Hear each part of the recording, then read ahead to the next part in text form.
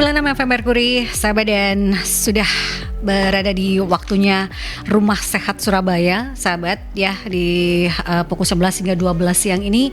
Karena seperti biasa di hari Rabu ada perjalanan Rumah Sehat Surabaya hasil kerjasama dengan Ikatan Dokter Indonesia Cabang Kota Surabaya menghadirkan para pakar, para ahli untuk bisa memberikan kita edukasi dan informasi seputar kesehatan. Setiap minggunya, sahabat, kita memiliki tema yang berbeda untuk kita bahas, untuk kita edukasikan pada sahabat-sahabat Merkuri. Dan untuk di tema kali ini di Rabu 3 Juli 2024 kita membahas terkait dengan ketuban pecah apa dan bagaimana penanganannya. Sudah hadir di studio ada Dr. Kurata Akyuni, MCAT Clean SPOG, atau biasa dipanggil Dokter Ita saja gitu ya, Dok ya. Padahal namanya susah ya, Dok. Oh iya, makanya cari panggilannya yang gampang aja. Iya, Dokter Ita. Apa kabar, Dokter Ita? Baik, alhamdulillah. Gimana kabarnya, Mbak? Alhamdulillah sehat. Terima kasih sudah menyempatkan waktu untuk hadir di Rumah Sehat untuk memberikan edukasi dan informasi pada sahabat-sahabat Merkuri berkaitan dengan tema ketuban pecah apa dan bagaimana penanganannya. Kalau kita bicara tentang air ketuban, ini kan kadang sebagai penanda kalau wah akan lahir nih gitu ya. Orang awam taunya seperti itu. Tapi ini supaya masyarakat bisa teredukasi dengan baik, kita menyamakan persepsi apa itu air ketuban dan fungsinya bagi bumil, ibu hamil ini apa, Dokter Ita? Ya, jadi air ketuban itu kan sebenarnya cairan ya. Cairan yang dibentuk oleh tubuh kita pada awal kehamilan tuh pertama dibentuk dulu untuk persiapan janinnya. Kemudian setelah mungkin kurang lebih 12 hari itu setelah pembuahan, nanti dia akan bertambah sedikit demi sedikit. Kemudian setelah itu sampai pada waktu tertentu mungkin kurang lebih sekitar usia kehamilan 4-5 bulan ya, si janin tuh udah bisa mulai memproduksi airnya sendiri. Jadi fungsi dari kantung kemihnya tuh udah bekerja. Dia udah bisa mengeluarkan urin.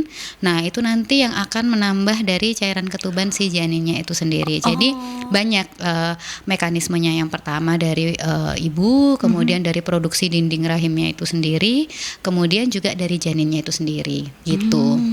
Jadi itu istilahnya bagaimana air ketuban terbentuk dan fungsinya gitu. Betul, ya, Dok ya. Kalau fungsinya sendiri ya banyak ya. Yang pertama ya tentu sebagai media pertumbuhan si janin. Bisa kita bayangkan kalau misalkan nggak ada air ketuban kan dia kecepit ya. Nah otomatis ya dia nggak bisa bertumbuh karena dia nggak punya ruang untuk mungkin memperpanjang tulangnya dan sebagainya. Biasanya kalau pada bayi-bayi yang nggak ada air ketuban ya tentu pertumbuhannya terhambat, bahkan ya beberapa anggota tubuhnya bisa nggak terbentuk karena berhenti kan, dijepit ya kayak gitu istilahnya.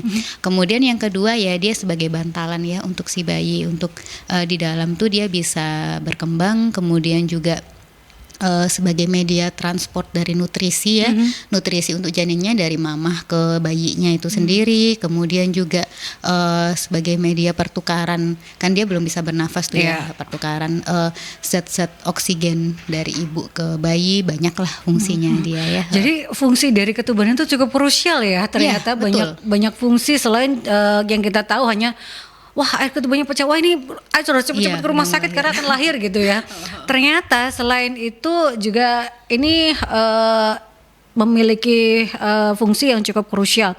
Selain juga sebagai indikasi apakah kehamilannya ini sehat atau tidak, itukah itu juga menjadi indikasi ya, Dok, karena ya? yang paling mudah seperti itu. Kalau kehamilan yang sehat berarti kan air ketubannya cukup ya, nggak banyak nggak sedikit.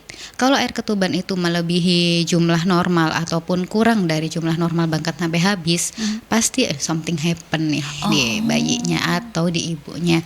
Entah dia nggak bisa memproduksi cairan ketuban, atau mungkin bisa jadi kalau misalnya ketubannya banyak banget ya, wah jangan-jangan ini si bayi nggak bisa nelen. Loh kenapa ya nggak bisa nelen? Oh jangan-jangan kerongkongannya nggak terbentuk, buntu. Jadi otomatis dia nggak bisa nelan. Si bayi kecil air ketubannya yang banyak karena diproduksi terus, tapi nggak diregulasi. Kan sebenarnya air ketuban tuh kayak makanan lah ya buat si bayi juga. Jadi kalau misalkan nggak ketelan, dia akan jadi suplainya banyak, tapi demandnya nggak. Jadi nggak ditelan tapi tetap banyak. Nah, akhirnya bisa menyebabkan overdistensi, ya, maksudnya peregangan berlebihan pada rahimnya si ibu. Nah kalau misalkan peregangannya ini melebihi batas sama kayak balon ya, kalau diisi air terus kemudian menegang ya lama-lama dia bisa meregang, menipis, pluk, pecah deh ketubannya iya. gitu. Padahal istilahnya kebanyakan ini harus sesuai dengan usia dari janin itu sendiri untuk bisa menekan supaya pecah itu tadi ya dok ya. Iya, Tapi kalau betul. belum waktunya itu kan berarti berdampak juga pada pertumbuhan. Iya, betul. Jadi cukup krusial, kebanyakan itu juga tidak boleh, kekurangan apalagi Iya. gitu ya dok ya. Jadi memang harus sesuai segala sesuatunya. Nah Iya. kalau bicara tentang ketuban pecah, adakah ciri-ciri yang diindikasikan bahwa ini memang akan lahiran nih, atau memang ini ketuban nih yang pecah, bukan yang lain gitu ya. Kadang kan ada yang salah gitu ya dok ya. Apakah ada ciri-ciri dari ketuban pecah itu dok? Ya sebenarnya banyak, bukan hanya ibu hamil ya, mungkin tenaga medis pun kadang kalau misalkan dalam kondisi hamil, kita juga akan sulit ya membedakan mana ini ketuban pecah atau cairan vagina atau bahkan misalnya keputihan gitu kan ya. Cuman yang bisa membedakan adalah biasanya kalau ketuban pecah itu nggak kental ya, dia kayak cairan bening, kemudian baunya khas ya, keluarnya terus menerus, entah keluarnya itu merembes atau langsung Pure gitu ya. Ya bedanya itu. Kemudian yang kedua, kalau ketuban pecah meskipun kita mau istirahat mau apa, dia akan tetap keluar. Biasanya kalau cairan vagina atau keputihan, misalkan kita istirahat ya, atau mungkin baring atau apa, dia berhenti. Kemudian dia biasanya konsistensinya itu lebih kental kan kalau cairan vagina. Kalau air ketuban ya benar-benar kayak air gitu, dia keluar, pecah, kemudian akan terus menerus.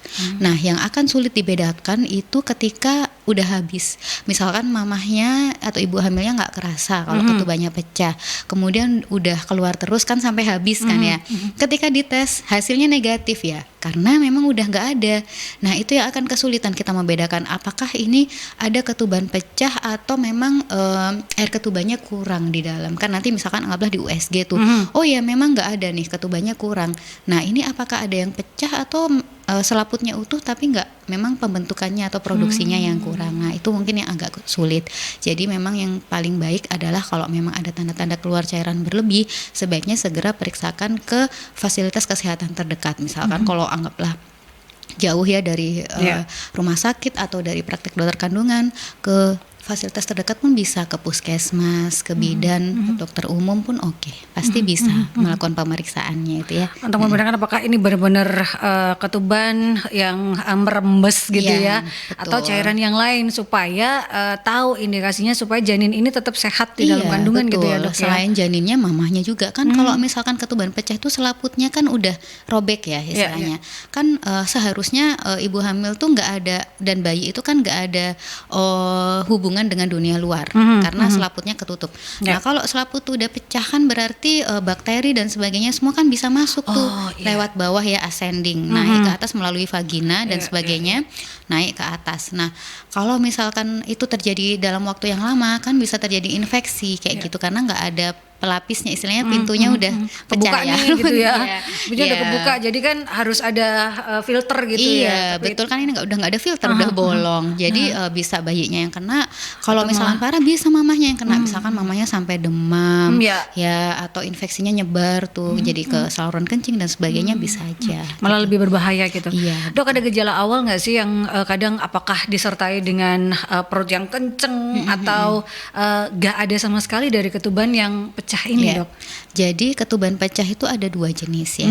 Yang pertama itu tanda-tanda persalinan, misalkan di kontraksi kemudian diikuti ketuban pecah, itu kan alaminya seperti itu. Yang kedua adalah ketuban pecah dini. Jadi nggak ada tanda-tanda persalinan, toto ketuban pecah. Nah, ketuban pecah dini itu bisa terjadi di usia kehamilan yang udah cukup ya, misalkan 9 bulan ke atas tuh, 37 minggu atau kurang, yaitu pada bayi-bayi prematur. Nah, kayak gitu. Kalau misalkan kejadiannya udah lebih 37 minggu kan otomatis si bayi ini udah cukup bulan lah ya. Udah matang gitu ya, matang ya, udah matang. Mau dilahirkan pun it's okay, nggak masalah. Nah, kalau misalkan kejadiannya ini terjadi pada yang belum 37 minggu atau belum cukup matang ya, prematur ya. Nah, ini tentunya yang jadi challenge buat kita. Apakah kita berhasil untuk menangani si ibu dan si bayinya, atau malah akan banyak terjadi komplikasi. Jadi ya kita tergantung case-nya. Kalau anggaplah udah agak gede kayak 34 mingguan ke atas, udah 8 bulan ke atas biasanya kan kans hidupnya lebih besar ya, karena dia udah mungkin 2 kiloan udah sampai. Nah kalau kejadiannya masih umur 5 bulan 6 bulan, nah itu yang akan susah. Kita akan terjadi dilema, apakah mau dilahirkan atau mau dipertahankan. Mau dilahirkan masih kecil, otomatis kans hidupnya juga akan kecil, atau mau dipertahankan dengan kita istilahnya beresiko terjadi infeksi ya pada ibu maupun pada janinnya kayak gitu. Nah kalau pada yang belum cukup bulan dok, kemudian ada merembes, tapi ini masih ada air ketubannya, apakah benar-benar ibu harus bed rest sama sekali, atau seperti apa penanganannya dok? Ya betul, jadi ya kita harus sesuaikan dulu dengan usia kehamilannya. Kalau misalkan tadi ya seperti 34 minggu ke atas udah cukup 2 kilo ya udah. Ketuban pecah, kita berikan antibiotik ya untuk menghindari infeksi, kemudian kita lahirkan, kita induksi ya kalau memang belum ada tanda-tanda persalinan. Tapi biasanya ditunggu dulu dalam waktu 12-24 jam seharusnya setelah pecah ketuban akan diikuti tanda-tanda persalinan kayak gitu. Cuman misalkan udah ditunggu ya kita wait tapi kemudian gak ada ya kita harus lakukan induksi karena kita menghindari terjadinya infeksi. Kalau misalkan pada mungkin 28 minggu ya, 7 bulan sampai 8 bulan yang masih tengah-tengah nih ya, hidup segan mati tak mau ya istilahnya ya. Nah itu kita biasanya istilahnya terapinya adalah konservatif. Kita berusaha menunggu mungkin 1-2 minggu, berharap berat janinnya bertambah, kemudian kematangan parunya juga bertambah. Tapi tetap kita monitoring, monitoring ada tanda-tanda infeksi atau enggak, itu harus tirabaring total. Tirabaring total, diberikan antibiotik, kemudian diberikan pematangan paru supaya misalkan sewaktu-waktu terjadi persalinan si bayi paling enggak udah dapat bantuan. Kemudian kalau kurang dari 32 minggu kita kasih injeksi untuk mengurangi kejadian cerebral palsy, yaitu lumpuh otak. Ya soalnya kan kalau bayi prematur tuh resiko kan lumpuh otak. Karena kan begitu krusialnya dari fungsi ketuban itu ya dok ya untuk pertumbuhan janin gitu ya sahabat. Jadi kalau sudah ada merembes ini kan ekstra lagi supaya janin ini bisa tetap bertumbuh gitu ya dok ya. Untuk penyebab dan juga faktor resiko dari ketuban pecah ini ada nggak sih dok? Ya, jadi kejadian ini tuh nggak terjadi pada semua orang yang mungkin pada misalkan anggaplah 100.000 kehamilan mungkin akan terjadi sekitar di 1-3% untuk yang bayi prematur. Untuk yang udah cukup bulan ya mungkin agak lebih tinggi dikit ya. Nah itu penyebabnya banyak. Kalau untuk mekanisme pastinya kalau kenapa ya kok tiba-tiba dia bisa pecah itu sih belum begitu jelas ya, karena kenapa pada orang ini terjadi yang lainnya enggak gitu. Ya kayak gitu. Cuman faktor resiko yang udah ditemukan itu ya ada beberapa. Yang pertama memang infeksi ya. Jadi ada infeksi itu menyebabkan selaput ketuban kita itu jadi lebih mudah meregang dan kayak ya terinfeksi. Jadi dia nggak sehat gitu. Sehingga matriksnya yang ada di dalam tuh kolagennya itu akhirnya banyak yang pecah ya, akhirnya dia robek kayak gitu. Kemudian bisa juga ada riwayat, misalkan anak pertama keduanya semuanya ketubannya pecah duluan. Besar kemungkinan nanti anak selanjutnya pasti akan terjadi seperti itu dibandingkan dengan kalau ibu hamil yang normal yang nggak ada riwayat pecah ketuban kayak gitu. Kemudian pada orang yang hamil kembar karena dia peregangan berlebihan ya udah jelas lah ya, peregangan berlebihan pasti resiko untuk pecahnya pasti akan lebih besar dibandingkan yang hamilnya normal atau satu kayak gitu ya. Kemudian faktor nutrisi, kemudian faktor mamahnya apakah merokok ataupun memakai narkoba itu besar pengaruhnya. Kemudian sosial ekonomi ya, jadi sosial ekonomi itu memang isu yang krusial ya. Memang dikatakan kalau di yang sosial ekonominya mungkin menengah ke bawah itu lebih beresiko terjadi ketuban pecah dibandingkan dengan yang tidak seperti itu ya. Meskipun kenyataannya juga nggak semuanya seperti itu ya. Ya itu kan faktor resiko. Jadi kalau misalkan ada resiko-resiko tersebut, ya mungkin kita harus aware akan terjadinya ketuban pecah dini kayak gitu. Jadi ada istilahnya multifaktor ya dok ya. Kalau berkaitan dengan faktor resiko dari kondisi pecah ketuban ini ada nutrisi, kemudian peregangan yang berlebih seperti hamil kembar, kemudian berulang juga kalau anak pertama itu pecah ketuban duluan dan itu akan bisa terjadi pada kehamilan selanjutnya.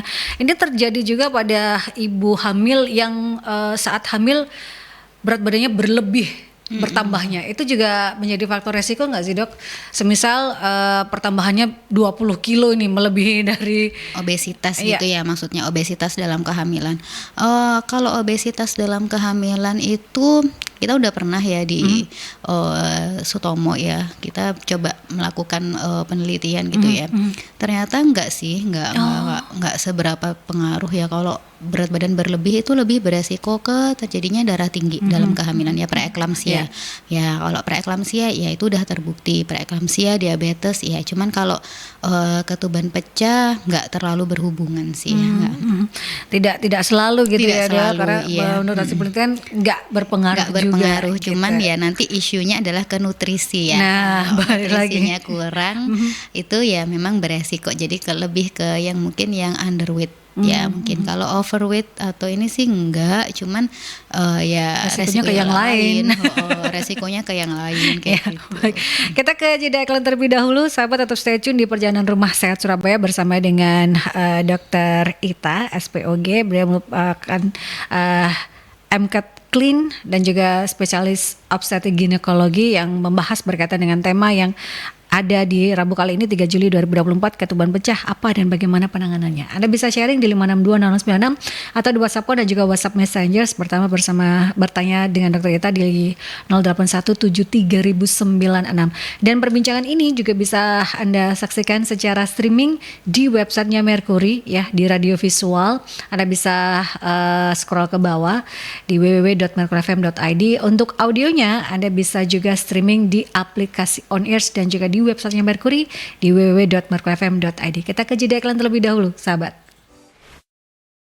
96 FM Mercury, sahabat, masih di perbincangan Rumah Sehat Surabaya bersama dengan Dr. Kerata Akyuni MCAT Clean SPOG atau Dr. Ita. Kita membahas tema ketuban pecah apa dan bagaimana penanganannya. Ini ada yang masuk di WhatsApp Messenger-nya Mercury, Dok, dari Ratnasari tapi tanpa Desi. Jadi bukan Desi Ratnasari. Ini bertanya, Dok, kalau ketuban pecah dulu, apakah ibu hamil selalu akan operasi saat persalinannya? Ya, ini pertanyaan yang bener banyak banget ya. Iya, betul. Gitu. Yang umum sekali ditanyakan iya, ya, Dok. Iya, semua orang takut ya, maksudnya yang harus dilakukan itu apa sih kalau misalkan terjadi ketuban pecah dini? Apakah harus operasi atau bisa lahir normal? Nah, gini, kita harus lihat case-nya ya. Jadi setiap kasus itu tentunya penanganannya berbeda. Tadi yang pertama dari segi usia kehamilan yang pertama. Kemudian yang kedua dari onset kejadiannya, apakah disertai dengan setelah ketuban pecah itu disertai dengan tanda-tanda persalinan atau kita sebut impartu ya, kontraksinya muncul enggak? Biasanya pada ketuban pecah dalam 6 sampai 12 jam itu nanti akan diikuti oleh persalinan seperti itu. Apalagi kalau kejadiannya itu udah maksudnya udah cukup bulan, di atas 37 minggu biasanya kita menunggu sambil mungkin ya diberikan antibiotik ya biar nggak ada infeksi. Itu biasanya akan diikuti dengan tanda-tanda persalinan. Kalau misalkan diikuti dengan tanda persalinan ya lahirnya normal aja, nggak apa-apa. Ya pokoknya kita harus evaluasi ya, nggak ada tanda infeksi, nggak ada tanda fetal distress ya atau gawat janin pada bayinya, boleh lahir normal. Malah ya sebaiknya ya normal aja, nggak apa-apa kan. Kalau setelah ketuban pecah kemudian pembukaannya banyak, lancar, bayinya turun ya udah lahir aja boleh. Nah masalahnya adalah ketika misalkan nih kasusnya anggaplah ibunya nih nggak tahu kalau ketubannya itu udah pecah, datang itu udah mungkin lebih dari 2 kali 24 jam, udah ada tanda-tanda demam lah, mungkin ya ketubannya udah keruh, kemudian waktu diperiksa detak jantung bayinya tuh nggak bagus, entah cepet banget. Biasanya kalau ibunya demam itu detak jantung bayi itu akan cepat ya. Untuk mengkompensasi dari kondisi demam ya, sama sih kayak kita orang dewasa juga, kalau demam kan nadinya kita kan akan cepat, sama bayi pun seperti itu. Nah atau malah cenderung udah turun. Jadi kan kalau mekanisme kompensasinya makhluk hidup itu kalau ada sesuatu dari detaknya normal kan akan cepat karena jantung harus pompa tuh. Nanti ketika misal udah kelelahan atau apa, nah dia akan mulai turun. Nah ketika yang turun inilah yang bahaya. Mungkin pada saat seperti itu nggak bisa nunggu lahiran normal karena lahiran normal itu kan ada prosesnya. Nah kalau emergensi, kasusnya emergensi ya harus segera dilahirkan secara sesar. Atau yang kedua misalkan tuh udah ditunggu mungkin sampai 24 jam bahkan ternyata nggak ada tambahan, nggak ada pembukaan. dilahirkan. Kemudian dicoba induksi, nggak ada juga reaksi, ya mau nggak mau harus beralih ke operasi kayak gitu. Jadi memang harus dilihat kasusnya seperti apa. Atau misalkan ya ketubannya pecah dengan riwayat sebelumnya sesar, ya kan kita kalau habis sesar nggak boleh diinduksi. Jadi ya nggak bisa lahirnya normal, kecuali setelah itu muncul kontraksi bisa. Ya kita lihat kasusnya demi kondisinya gitu kondisinya ya. Gimana? Baik itu kondisi ibu dan juga kondisi janin seperti apa, dua-duanya harus dilihat betul. apakah memungkinkan ya dok ya. Ya kan harapannya kan ya kalau kita ini kan hamil ya semuanya sehat, mamahnya pulang baik dengan membawa si bayi kayak gitu kan. Jangan sampai nanti salah satunya tinggal. Ya kan nanti masih di NICU lah gitu ya. Masuk NICU lah, atau mungkin nanti ibunya yang harus dapat penanganan lah kan. Kalau bisa dua-duanya sehat pulangnya bareng ke rumah ya gitu. Itu yang menjadi pertimbangan. Bisa saja nggak harus sesar gitu ya, bergantung dari kondisi keduanya gitu ya sahabat. Betul, nanti seperti dokternya apa? Dokternya nanti yang akan tahu ya kan. Dokter yang menangani itu pasti akan tahu kondisi yang terbaik itu apa, pasti akan dijelaskan, kemudian diberikan penawaran. Kalau lahirnya secara normal induksi seperti ini, kalau lahirnya secara seksio seperti ini. Tentunya semuanya ada kelebihan dan kekurangannya tergantung kondisi kita seperti apa. Pasti akan dijelaskan ya. Betul. Karena yang tahu prosedurnya kan memang dokternya gitu seperti apa. Dok, untuk yang babynya ini atau janinnya ini setelah ketuban pecah, berapa lama sih bayi bisa bertahan tanpa ketuban? Karena kan ini sangat krusial ya untuk fungsi dari ketuban itu sendiri, untuk istilahnya untuk bertahan hidup dari si janin ini. Berapa lama dok? Ya itu tadi sebenarnya kalau misalkan kita mau bertanya atau mau menjelaskan, kalau ada pasien tanya ya, dok ketuban saya pecah, saya bisa bertahan berapa lama nih sebelum bayinya dilahirkan. Nah itu kita harus jelaskan dulu usia kehamilannya berapa. Kalau misalkan udah gede ya udah nggak perlu dipertahankan, lahir aja. Jadi lebih baik dia keluar, kemudian kita ya seperti bayi pada umumnya, maksudnya langsung ditangani di luar. Kalau misalkan 28 sampai 32 minggu mungkin bisa kita berikan waktu ya 1 sampai 2 minggu sambil kita evaluasi gimana, apakah ada tanda-tanda infeksi atau enggak, pergerakan janinnya kayak gimana, aliran darahnya seperti apa, sambil kita berikan antibiotik. Harapannya mungkin 1-2 minggu bisa nambah lah 200 gram sampai 500 gram. Pokoknya sebisa mungkin tuh beratnya cukup lah untuk lahir di luar kayak gitu, atau usianya cukup lahir di luar untuk mengurangi resiko penggunaan intensive care yang dalam waktu lama, kemudian resiko untuk pemasangan intubasi atau ventilasi nafas ya kayak gitu. Kemudian kan kalau bayi prematur tuh nyedotnya kan akan sulit dan sebagainya. Jadi harapannya kalau dia bertahan agak lebih lama di dalam perutnya si ibu itu nanti dia kematangan organnya itu akan lebih bagus kayak gitu. Nah, yang menjadi agak dilema adalah ketika usianya mungkin masih di bawah 28 ya, 24-20 minggu itu memang ya di kita itu bayi 600-700 gram itu masih agak sulit untuk ketahanannya, maksudnya bertahan hidupnya itu agak sulit. Kita dilemanya itu mau disimpan lama-lama juga nanti, sampai kapan ya, misalnya masih 20 minggu, anggaplah kita nunggu sampai 28 minggu 7 bulan, masih ada waktu 2 bulan tuh harus dievaluasi terus tiap berapa hari sekali lihat cairan ketuban nambah atau enggak. Sekarang sih ya sebenarnya teknologi itu udah maju. Kalau kita di Sutomo tuh biasanya kalau misalkan ada ibu dengan ketuban pecah yang masih kecil banget atau yang ketubannya habis, itu kita tawarkan untuk diberikan namanya amnioinfusi. Jadi dimasukkan cairan ketuban artifisial ke dalam selaput ketubannya dalam rahim. Harapannya ya supaya kita bisa memperpanjang waktu. Enaknya kalau misalkan ketubannya habis dan bukan yang pecah ketuban tuh kan dia ya terlapisi ya, masih ada. Jadi ditambah gitu ya, bukan pecah gitu ya, Dok ya. Itu masih bisa bertahan. Tapi masalahnya kalau ketuban pecah, jadi kayak kita kayak ngisi ban bocor gitu ya, dimasukin dari dalam dari luar keluar lewat bawah kayak gitu. Cuman pada beberapa kasus ya bisa kita nunggu sampai beberapa minggu ya, lumayan lah gitu. Meskipun ya memang harapannya itu kecil ya. Harapannya masih kecil kayak gitu. Tapi kan itu upaya ya dok ya. Betul, upaya ya. Upaya untuk istilahnya supaya janin ini masih bisa bertahan gitu ya dok ya dengan usia kandungan yang belum matang gitu ya. Betul. Ini ada pertanyaan dari Mbak Erika, dok, ada istilah keracunan ketuban, itu apakah bisa sangat berbahaya bagi si janin dok? Katanya air ketuban itu harus ditelan saat bayi di dalam kandungan. Nah, kalau untuk yang keracunan ketuban itu apakah bisa sangat berbahaya? Jadi gini ya, kan tadi yang seperti kayaknya udah saya jelaskan di sesi awal tadi bahwa memang bayi itu kan nelen air ketuban. Makanya ketuban tuh harus dalam kondisi steril kan. Steril, dilapisi oleh selaput, kemudian ya produksinya di dalam itu aja. Kan air kencingnya si bayi kan steril juga karena kan jadi di dalam situ, muter aja tuh di dalam situ. Nah, kalau misalkan ketuban tuh pecah kan otomatis ada hubungan dengan dunia luar gitu. Nah, takutnya nanti ketika sudah ada hubungan dengan dunia luar dia menelan air ketubannya udah terkontaminasi kayak gitu. Nah, tadi kan saya sempat singgung ya kalau misalkan dia ada distres ya atau gawat janin.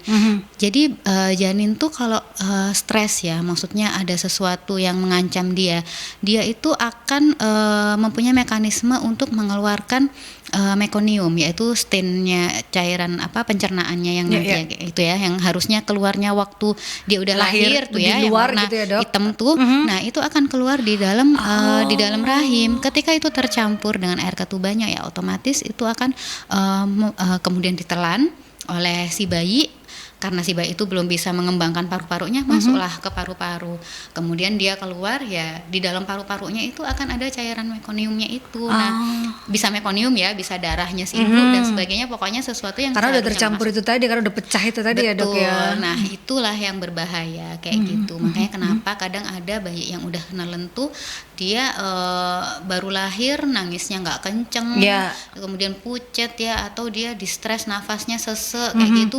Nah, itu biasanya resiko kedepannya itu akan lebih jelek. Biasanya dia akan mudah terserang infeksi paru, kemudian asma dan sebagainya.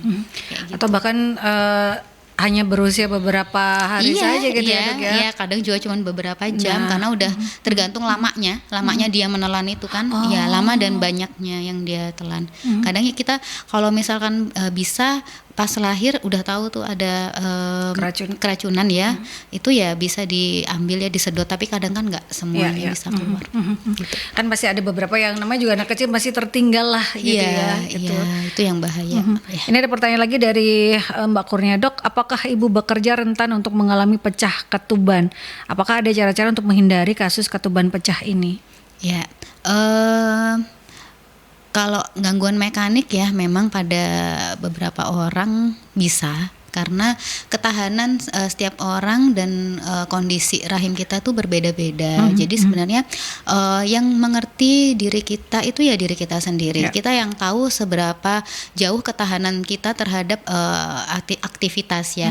Kalau sekiranya memang kita tuh orangnya nggak bisa aktivitas berat, sebaiknya dikurangi seperti itu. Karena ada juga orang yang dengan aktivitas berat pun juga nggak kenapa-kenapa kayak gitu.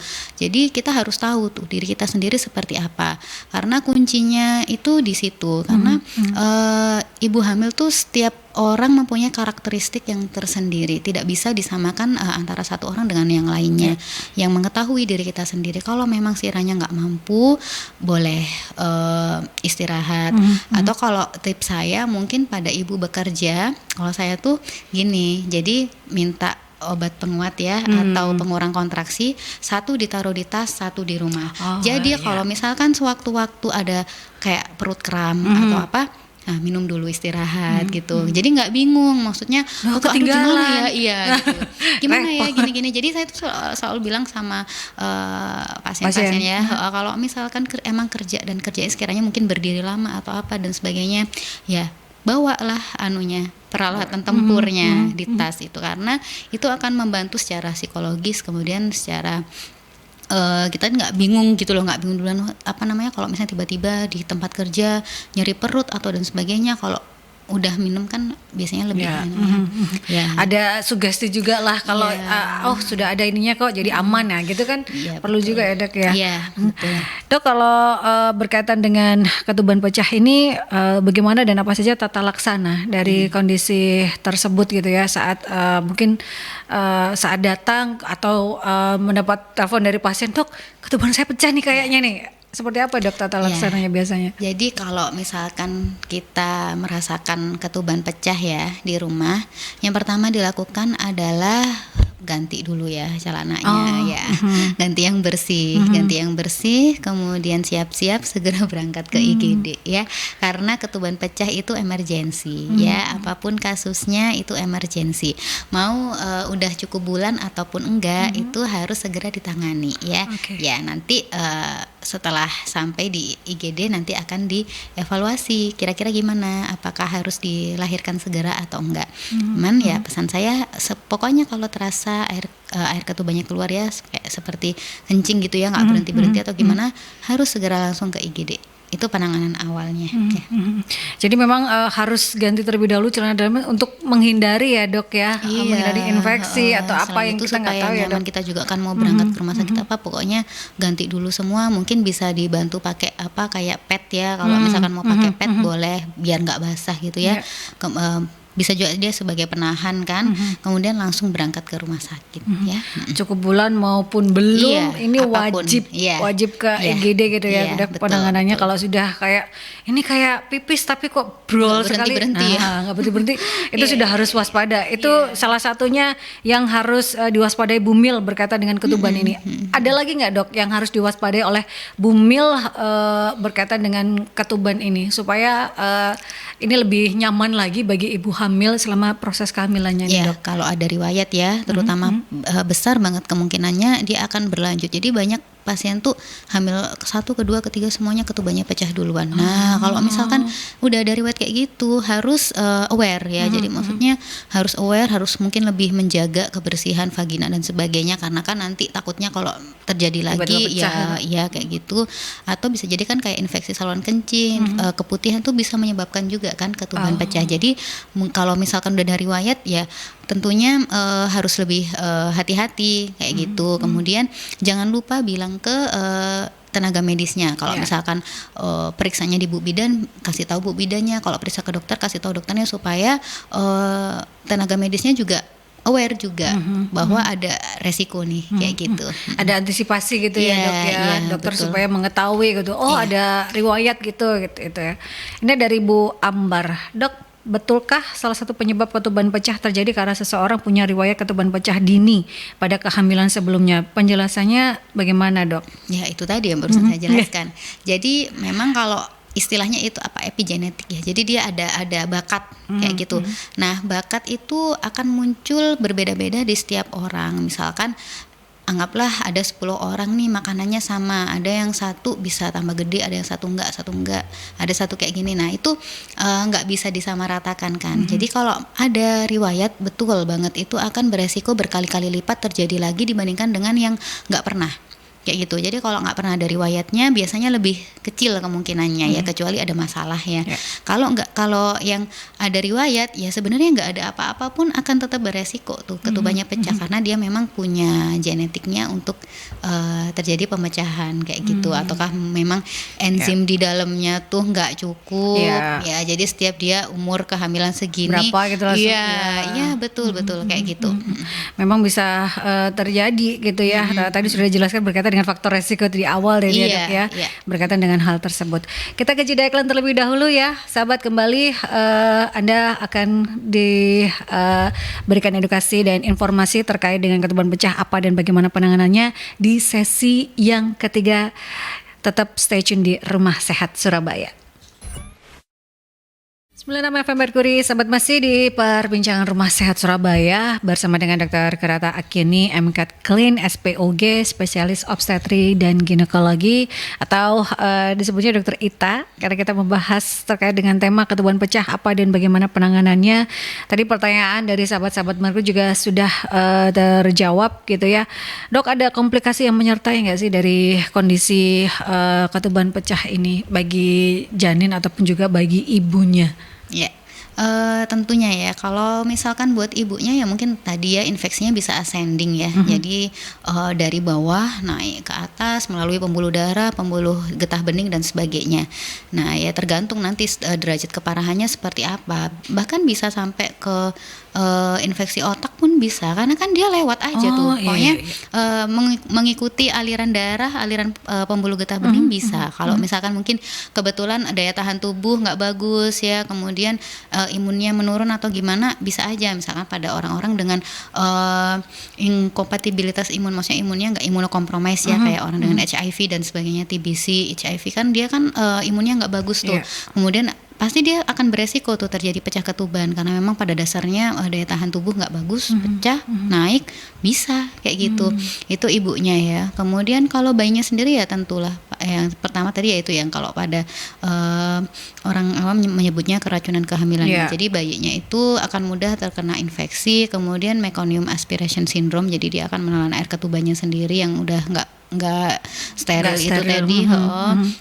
Kemudian kalau kejadiannya ini pada bayi-bayi prematur ya tentunya akan meningkatkan resiko dia distres nafas atau kesulitan bernafas, karena memang paru-parunya sendiri kan belum sempurna ya, kan belum sempurna. Kemudian resiko untuk dirawat di intensive care lebih lama, otomatis nanti tumbuh kembangnya pun akan terlambat karena dia lama tirah baring gitu kan, lama tirah baring. Kemudian mungkin juga kalau dia terpaksa harus dilahirkan born too soon ya, maksudnya dia harus dilahirkan dipaksa secara untuk keluar belum usianya belum matang gitu ya dok ya. Pasti organ-organnya juga ya, kemampuan dia untuk menyedot air ASI itu kan juga pasti nggak sebagus bayi yang udah cukup bulan kayak gitu.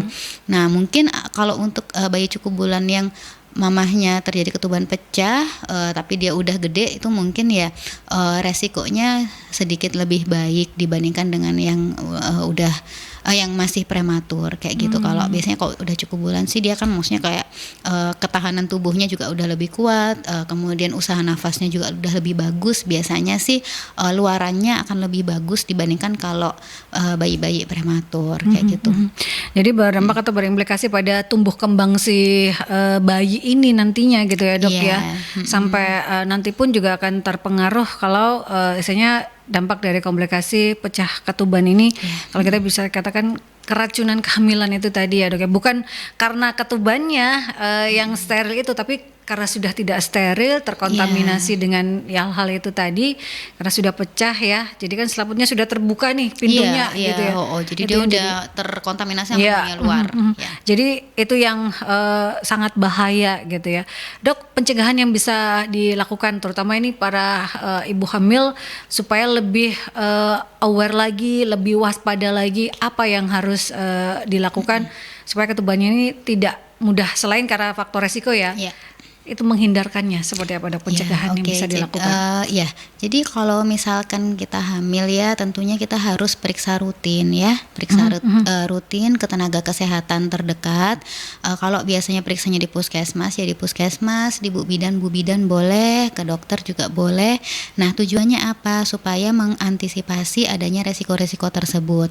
Karena kalau misalkan kita kontak dengan tenaga medis secepatnya, tentunya resiko tersebut akan lebih mudah untuk ditangani ya, maksudnya diminimalisir lah dampak jeleknya kayak gitu. Itu yang pertama. Itulah kenapa krusial banget pemeriksaan antenatal care ya, ANC selama kehamilan.